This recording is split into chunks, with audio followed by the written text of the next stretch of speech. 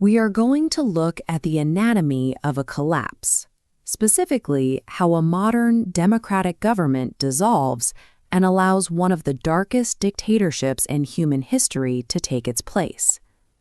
In 1908, Vienna was the cultural capital of the Austro-Hungarian Empire, filled with high art, grand architecture, and classical music. It was also the new home of Adolf Hitler, a homeless, aimless 18-year-old artist trying to gain entry into the city's art academy. A decade later, the First World War ended in total defeat for Germany. The German monarchy collapsed, and in its place, the Weimar Republic was born into immediate, devastating chaos. The post-war economy fractured under the weight of war debts and the Treaty of Versailles.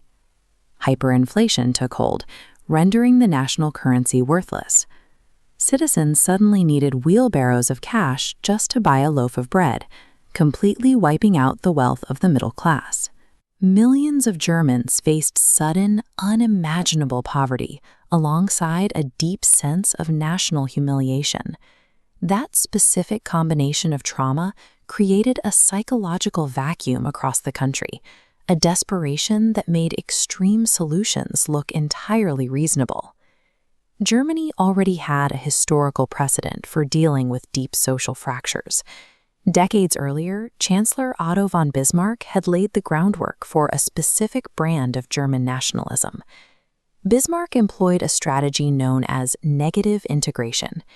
He found that he could unite a divided populace by fabricating a shared internal enemy, turning parts of the population against religious and political minorities to consolidate his own control. By 1919, the Bavarian city of Munich was a literal powder keg. Radical socialists, communists, and right-wing paramilitary groups engaged in daily, violent clashes for absolute control of the streets. Amidst this volatility, the government sent in the military to monitor fringe political movements. Hitler, avoiding discharge from the army, was assigned as an undercover intelligence agent to infiltrate a small, obscure group called the German Workers' Party. While observing the group, Hitler realized their platform of anti-Semitism and anti-Marxism resonated with his own views. He also realized that he could hijack their tiny infrastructure, using his skills as a speaker to build a personal power base. Hitler launched his political career from within the state's own intelligence apparatus.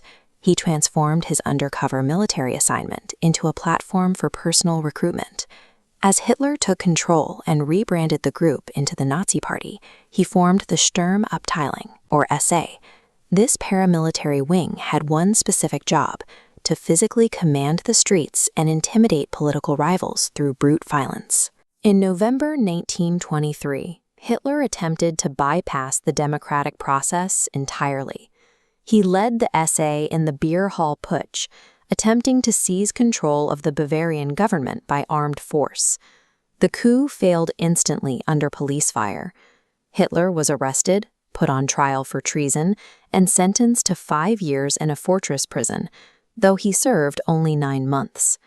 Sitting in that cell dictating his manifesto, Mein Kampf, Hitler made a crucial strategic pivot.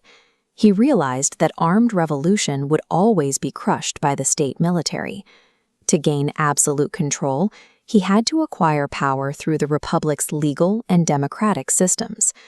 The total failure of the Beer Hall Putsch provided Hitler with his most effective strategy.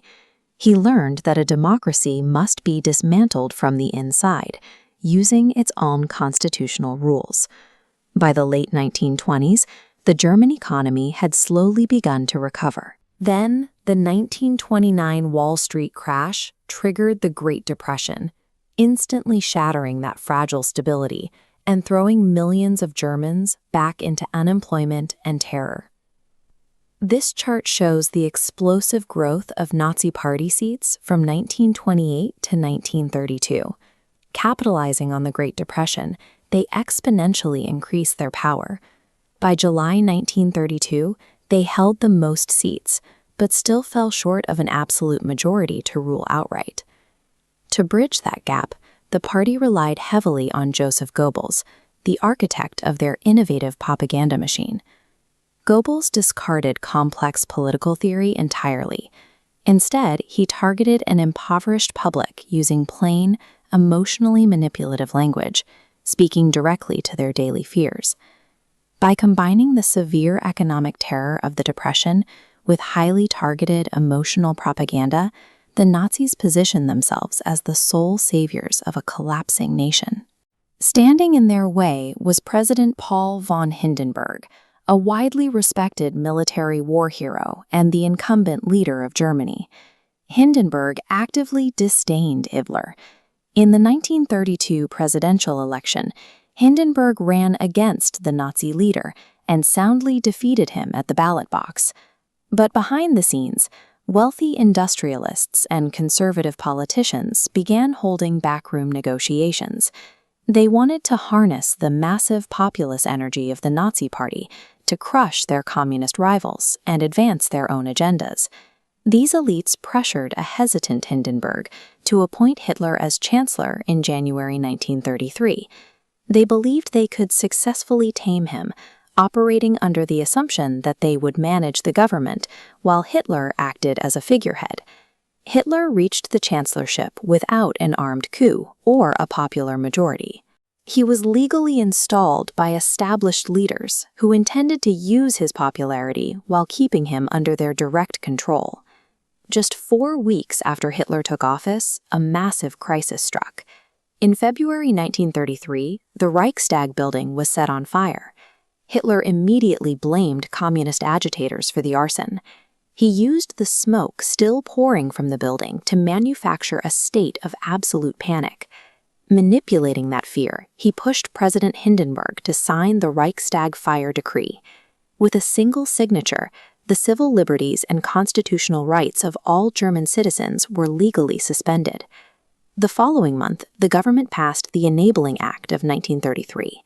This law granted Hitler the power to pass and enforce legislation without parliamentary oversight.